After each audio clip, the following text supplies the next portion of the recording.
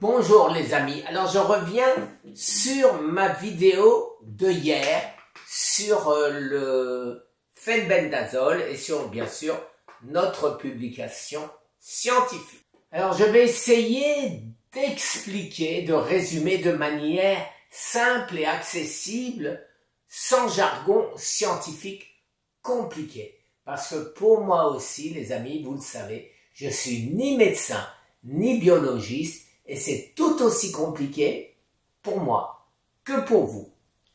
Alors d'abord, les ketones. Vous savez que je vous ai parlé souvent de Scott et des ketones.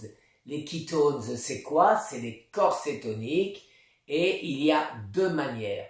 Où les corps cétoniques sont à l'intérieur des cellules, et là, c'est très mauvais, c'est-à-dire que le cancer s'en nourrit, ou alors elle reste en signalisation à l'extérieur du cancer, et là c'est très bon. C'est ce que nous avons déjà publié, et ce qui s'appelle le keto-paradoxe. Alors, comment freiner les tumeurs? Alors, je dis, vous voyez en même temps, Alors, les tumeurs ont besoin, pour se nourrir et pour fabriquer leur membrane, ils ont besoin de succinyl-CoA qui passe en se transformant en acétyl-CoA et qui nourrissent Scott. Si on réduit ces substances, on réduit Scott, et les tumeurs ont plus de mal à se développer. Par exemple, bloquer des sources comme la glutamine ou le glutamate, des acides aminés, tous les deux, aide à limiter le succinyl-CoA, donc l'acétyl-CoA, donc la possibilité pour Scott de faire ses membranes. Donc ça, c'est clair, ça a été publié 100 fois, et c'est là où nos études rejoignent celles de Thomas Seyfried qui dit qu'il faut éliminer le glutamate ou bien sûr glutamine. Et c'est là la découverte les amis. Un médicament comme le phenbendazole utilisé contre les parasites pourrait aussi ralentir les tumeurs en bloquant une réaction qui produit du succinate, ce qui perturbe Scott. Et voilà, on a fait le tour, on revient à la case départ, on revient à Scott. Et de la même manière qu'on avait trouvé que comment, bon, je me rappelle plus comment ça s'appelle. Je fais tellement de choses en ce moment que c'est pas possible. L'uronefrex, les amis, un médicament espagnol, c'est le même que le pimoside qui est agréé par la FDA et qu'on connaît comme étant un médicament anti-cancer. Donc, une preuve, et ça fait la même chose. Alors, comment arriver à faire les mutations d'abord qui aggravent le problème?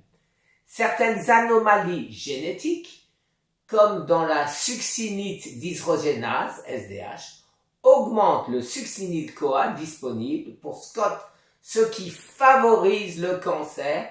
C'est le cas dans les maladies comme la triade de Carnet. Et ceci, vous allez trouver des dizaines de publications scientifiques sur ce cas. La stratégie contre le cancer, ralentir les tumeurs. On pourrait bloquer Scott avec des médicaments, couper les plans B des tumeurs, comme leur capacité d'utiliser d'autres acides aminés avec substances comme la cyclocérine ou l'acétate avec de l'allicine, un composé de l'ail. Vous savez que dans mon traitement, dans mes 5 essentiels, quasiment en premier vient l'ail. la lysine, et j'en prends sous toutes les formes et tout le temps.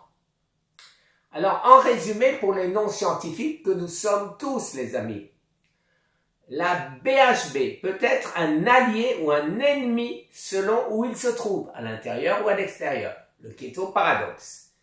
À l'intérieur des cellules, il aide les tumeurs, puisque à l'intérieur, les tumeurs s'en nourrissent. À l'extérieur, il les combat en réduisant l'inflammation. Pour le cancer, l'idéal est de priver les tumeurs de leur carburant.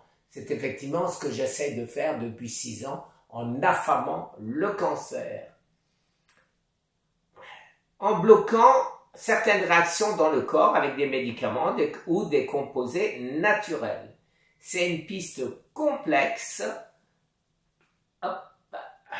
et très prometteuse pour mieux comprendre et peut-être traiter le cancer. Alors voilà, petite explication parce que j'ai eu un commentaire assez amusant de quelqu'un qui se fait appeler l'homme de Cro-Magnon. Je ne me moque pas de toi, mais tu n'avais pas volé ton nom, hein, là, hein, puisque tu insistais en disant, bien évidemment, que mon étude scientifique ne pouvait pas tenir la route dans la mesure où il faut une cohorte importante. Non, pas du tout. Ce n'est pas ce type d'études qu'on fait. Ça, c'est réservé à des hôpitaux, à des grands professeurs qui ont des milliers de malades et qui peuvent faire des essais. Nous, on ne fait aucun essai. Nous, qu'est-ce qu'on fait? On cherche par la biologie, par la science, par les voies métaboliques, pourquoi ça devrait marcher et bien sûr, pourquoi ça marche. Voilà les amis, j'espère avoir été très clair cette fois-ci et vous savez que cette publication risque de, parce que je vous dis pas tout, il y a beaucoup plus dans cette publication, risque de bouleverser la compréhension du cancer.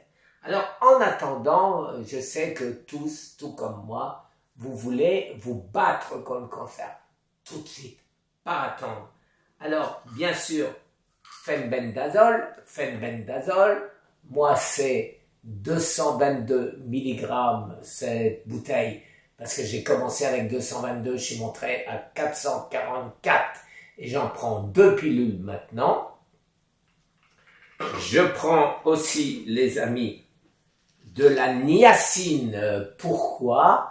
Je ne vais pas essayer de tenter de vous l'expliquer scientifiquement, mais la B3 sous forme de niacine aide énormément. Alors, vous avez la niacine qui a des effets extrêmement, vous devenez tout rouge, ça vous gratte de partout, etc. Et il y a une autre forme de B3, c'est de la vitamine, qui s'appelle la nicotinamide. Alors celle-ci, les amis, celle-ci, on peut la prendre et elle n'a pas ce flash absolument désagréable qui fait que c'est insupportable, on se gratte pendant 1 heure, enfin c'est pas rigolo. Et voilà, hein, c'est les 3 choses actuellement, tant que cette publication n'est pas terminée, que je vous suggère, sous réserve de l'accord de votre médecin. Comme toujours, merci les amis, une excellente journée. Au revoir.